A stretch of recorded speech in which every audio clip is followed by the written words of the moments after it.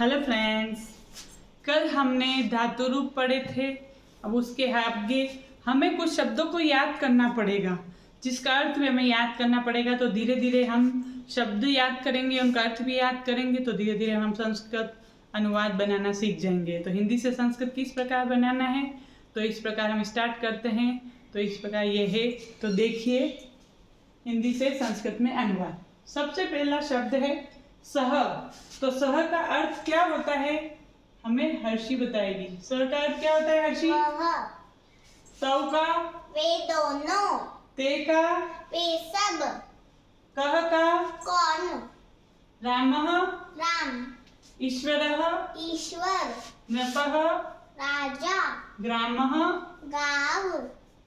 तो स का बताया वह, तव का वे दोनों, ते का वे सब, क का कौन, राम का राम। जो राम मतलब कोई भी शब्द है उसके आगे क्या लगा है, जब संज्ञा वर्ड है तो उनके आगे विसर्ग लग गया है। संज्ञा के कोई भी शब्द होते हैं, जैसे मनुष्य है तो मनुष्य, उसका अर्थ मनुष्य होता है। तो इसी प्रकार संज्ञा शब्द में अकारांत पुल्लिंग शब्द है। ये पीछे अ सुनाई दे रहा है, राम में अ सुनाई दे रहा है, ठीक है। अकारांत पुल्लिंग शब्द, अकारांत पुल्लिंग शब्द जो भी होंगे उसमें क्या होता है, केवल विसर्ग लग जाता है, तो वह रामः की तरह ही सब अकारांत पुल्लिंग शब्द चलते हैं। राम जो शब्द रूप होते हैं वो भी हमें पढ़ने पड़ेंगे। तो इसके बाद हम राम के शब्द रूप पढ़ेंगे, प्रथमा द्वितीय विभक्ति। उसके बाद हम वाक्य बनाना स्टार्ट करेंगे। तो सबसे पहले शब्द और अर्थ हम याद करेंगे, तो हम आगे वाक्य बना पाएंगे। तो राम का हो गया राम, ईश्वर का ईश्वर, नृप का राजा और ग्राम का गांव। शाबाश हर्षी।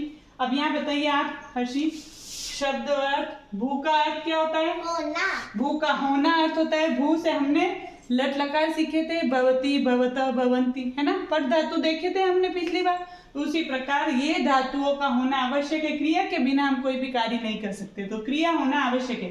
तो भू क्या है? क्रिया है, धातु है। तो ये धातु से ही हम कोई भी वाक्य बना पाएंगे। तो भू का अर्थ होता है होना। पट का अर्थ पढ़ना। गम का अर्थ जाना। हस का अर्थ हंसना। अत्र का अर्थ यहाँ। तत्र का अर्थ वहाँ। यत्र का अर्थ जहाँ। कुत्र का अर्थ कहाँ। किम का अर्थ क्या। क्या। तो ये सभी शब्द अगर हम याद करते हैं तो थोड़ा थोड़ा हम क्या करेंगे, वाक्य बनाना सीख पाएंगे। तो भू जो शब्द है उसका अर्थ होना होता है, और भू लट लकार में भवती, भवत, भवंती की तरह चलेंगे। पठ धातु हमने पठती, पठता, पठंती पढ़ ही लिया था। पठ का अर्थ होता है पढ़ना। घम का अर्थ होता है जाना। गम का रूप बनेगा गच्छति, गच्छता, गच्छन्ति, गच्छसि, गच्छथ, गच्छत, गच्छामि, गच्छाव, गच्छामा। और हस, हस का अर्थ होता है हंसना। तो हसति, हसत, हसन्ति, हससि, हसथ, हसत, हसामि, हसाव, हसामा। अत्र का अर्थ होता है यहाँ।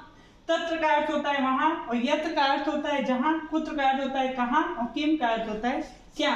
तो किम ये क्वेश्चन मार्क में काम आता है। क्या किम का अर्थ क्या होता है? क्या। त्वम नाम किम, तो अपन पूछते हैं तुम्हारा नाम क्या है।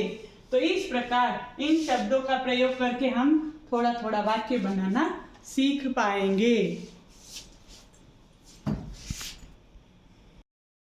अब हम कुछ वाक्य बनाना सीख रहे हैं कि किस प्रकार हम वाक्य बनाएंगे।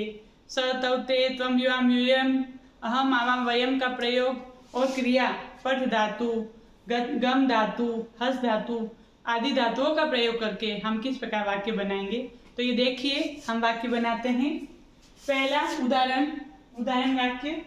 सबसे पहला क्या लिखा हुआ है? तू पढ़ता है। क्या लिखा है? तू पढ़ता है। तो तू पढ़ता है क्या कैसे बनेगा? तू को संस्कृत में क्या कहते हैं? त्वम। तू का क्या होगा? तू का हो गया त्वम। पढ़ता है को कहते हैं तू आया ना, तो ये तू किस में आता है? मध्यम पुरुष में। स, तव, ते आते हैं प्रथम पुरुष में।